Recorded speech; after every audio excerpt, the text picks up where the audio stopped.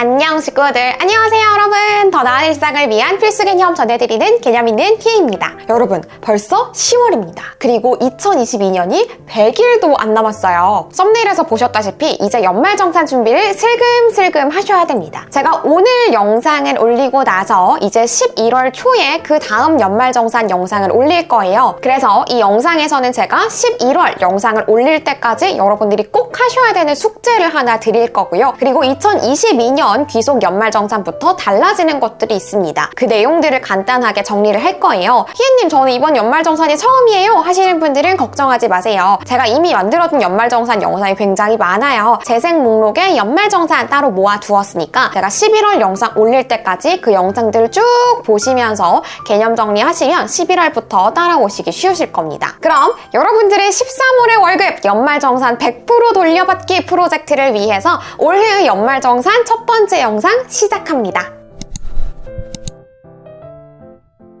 2022년 귀속부터 달라지는 것들, 정부가 달라져서 그런지 바뀐 게 꽤 많습니다. 소득공제 항목 중에서 신용카드의 소득공제는 일몰법, 쉽게 얘기해서 일정 기간 동안만 혜택을 주고 사라지는 법이었어요. 근데 일단 여러분들 놀라신 것처럼 이 신용카드 소득공제 없애겠다고 하면 다들 난리가 나겠죠. 그래서 19년도 12월에 이미 끝났어야 되는 법을 2022년도 12월까지 연장을 한 거고요. 그리고 올해 끝나지 않고 2025년도 12월까지 또 연장을 하겠습니다 라고 공식화를 한 겁니다. 그래서 일단 그때 가서 더 늘어날지 않을지는 모르겠지만 2025년 12월까지는 신용카드 소득공제 쭉 받을 수 있게 됐습니다. 그리고 소득공제 항목에서 바뀐 게 꽤 많아요. 특히나 추가공제 쪽에서 달라진 게 많은데요. 추가소득공제라는 거는 전통시장, 문화비, 대중교통 이렇게 세 가지를 얘기를 하는 거였는데 원래는 각각 100만 원씩의 한도를 갖고 있었어요. 그런데 이제는 이 세 가지를 합쳐서 300만 원까지 소득공제 해드리겠습니다 라고 통합을 한 겁니다. 이렇게 되면 우리한테는 좋을 수밖에 없는 게 가령 저 같은 경우에는 전통시장 거의 안 가거든요. 그러면 대중교통 100만 원, 문화비 소득공제 100만 원 다 채웠더라도 전통시장의 100만 원은 버리는 한도였는데 이제는 전통시장의 한도를 쓰지 않는다면 문화비 소득공제, 대중교통 소득공제에서 이 한도까지 같이 쓸 수 있는 거니까 세제 혜택을 조금이라도 더 볼 수 있는 여지가 생긴 거라고 볼 수 있겠죠. 그리고 문화비 소득공제에서는 원래는 영화 관람료는 해당이 없었어요. 그런데 이제는 이 문화비 소득공제에 영화비 관람료까지 포함을 시키겠다라는 겁니다. 영화 산업이 침체가 돼서 그런 건지 모르겠지만 같이 혜택을 준다고 하니까 우리는 말할 필요가 없는 거죠.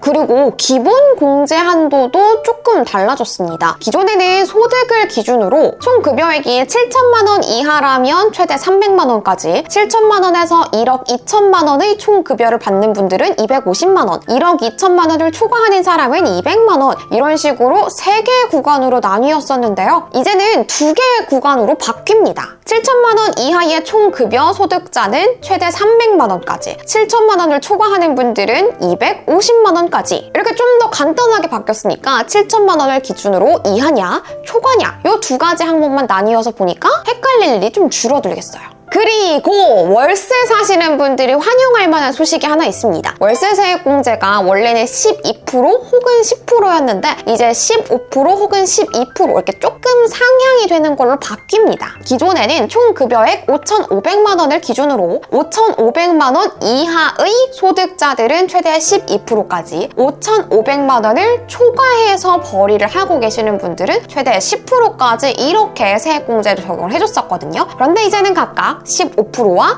12% 조금씩 늘어나는 걸로 바뀌는 거죠. 대중교통의 소득공제도 한시적으로 조금 더 늘려준다고 하더라고요. 대중교통의 추가공제, 소득공제 한도는 원래는 40%거든요. 예를 들어서 내가 10만 원만큼 대중교통을 이용했다면 이 중에서 소득공제를 해주는 건 4만 원이었는데 한시적으로 80%까지 해준다고 해요. 2022년도 7월 1일부터 12월 31일까지 내가 대중교통 이용한 거에 대해서 80% 적용을 해준다고 하고요. 우리가 딴 거 뭔가를 해야 되는 건 아니고 이렇게 한도가 적용되는구나 라고 알아두시기만 하면 됩니다.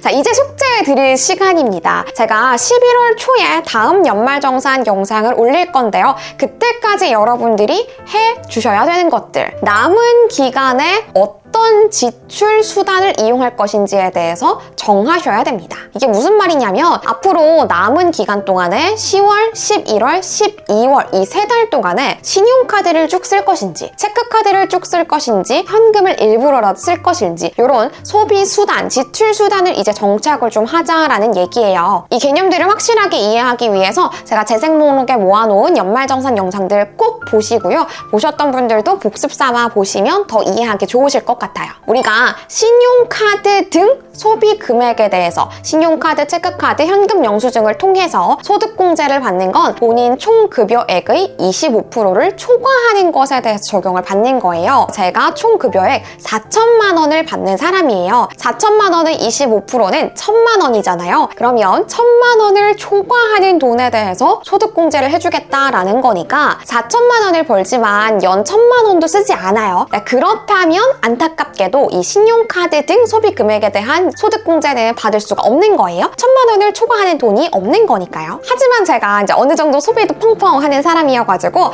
총급여액이 4천만 원이지만 올해 연 2천만 원을 써요. 그러면 25%인 1천만 원을 제외하고 나머지 1천만 원에 대해서 소득공제 혜택을 볼 수 있는 거거든요. 여러분들의 총급여액 25%까지는 체크카드를 쓰시든 신용카드를 쓰시든 여러분들이 혜택을 최대로 받으실 수 있는 나의 소비 성향에 잘 맞는 것, 그 어떤 것을 활용하셔도 상관이 없지만요. 총급여액인 25%를 초과를 했다. 이미 넘어섰다라고 한다면 이 세제 혜택 기준으로 본다면 체크카드 혹은 현금을 쓰시는 게 소득공제율을 최대로 만드는 겁니다. 신용카드 소득공제율은 15%지만 체크카드랑 현금 영수증은 소득공제율이 30%니까요. 방법은 간단합니다. 체크카드나 신용카드를 주로 쓰신다면 여러분들이 쓰시는 카드사의 콜센터에 전화하셔가지고 제가 연간 사용한 거 쭉 정산해서 받고 싶습니다 라고 하시면 이메일로 바로 보내주시거든요. 여러 카드사를 쓰시더라도 각 카드사의 합계만 더해보면 되는 거니까 생각보다 쉽게 정산되실 수 있을 거예요. 물론 아직 한 해가 다 가지 않아서 올해의 소득을 전부 다 확실하게 알 수는 없겠지만 작년의 소득이랑 비교를 한다면 대충은 견적이 나올 거잖아요. 그래서 올해 내가 벌 것으로 예상이 되는 소득 대비 25%가 넘었느냐 넘지 않았느냐 확인하시고요. 그리고 총급여액의 25% 소비액 이미 넘어섰다라고 한다면 이제 슬금슬금 체크카드의 사용 빈도를 늘려주시는 게 소득공제 혜택을 최대한 많이 받으실 수 있는 방법인 거고요.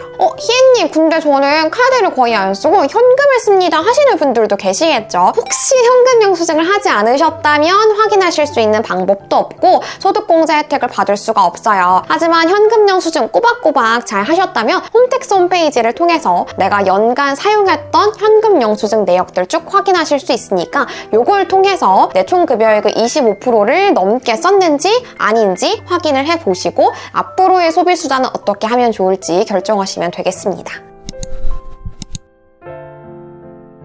저랑 13월의 월급 연말정산 100% 돌려받을 준비 되신 거죠? 11월까지 꼭 숙제해 오시길 바라고요. 우리는 다음 영상에서 또 만나요. 구독과 좋아요 잊지 마세요. 안녕!